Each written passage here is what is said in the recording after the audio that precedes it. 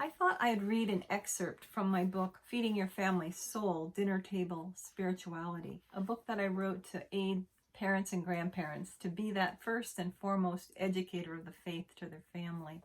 And I mapped out 53 lessons in this book, so there's more than enough for every single week of the year. You can just keep this in the kitchen or in the dining room, wherever, and pick it up and teach the faith. But I opened up to chapter 8 just a little while ago.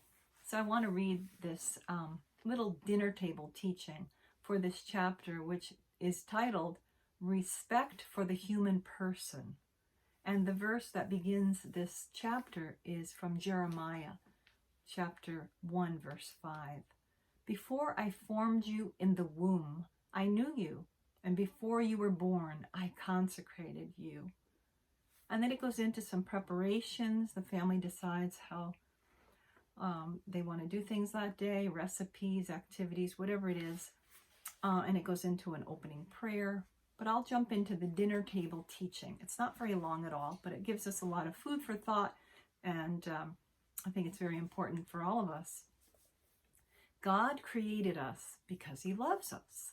He gives us the opportunity to work out our salvation throughout our lives, so that we can be happy with him in heaven. Our church teaches us that human life must be respected and protected absolutely from the moment of conception. From the first moment of his existence, a human being must be recognized as having the rights of a person, among which is the inviolable right of every innocent being to life. And that's from the Catechism 2270. Unfortunately, we live in a world where in many places human life is not treated with dignity and respect. Sadly, some countries allow killing an unborn baby in the act of abortion. In some places, acts of euthanasia are performed to end lives. As Catholics and Christians, we can never tolerate this sin. The fifth commandment forbids it. We believe that people do not have the right to end a life. And then I give some reflection questions for the family.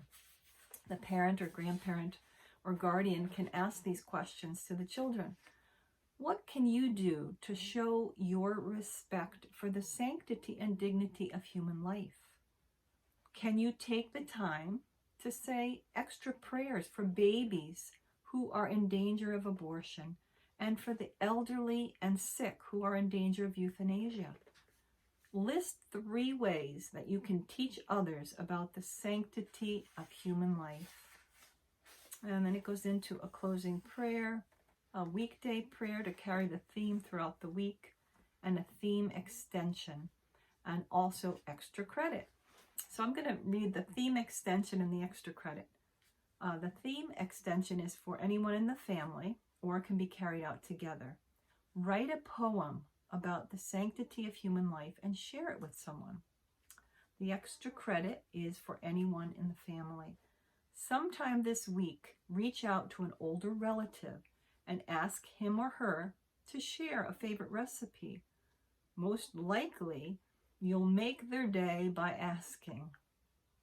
Write it down and keep it in a recipe box or a recipe notebook to be used sometime soon, maybe even with the help of the family. Be sure to include the relative's name on the recipe card. By doing this, you will be keeping family traditions alive while staying in touch with relatives. Just a few little tips to keep that family together, to carry on traditions, to create memories in the family. So until we see each other again, bye now. God bless you.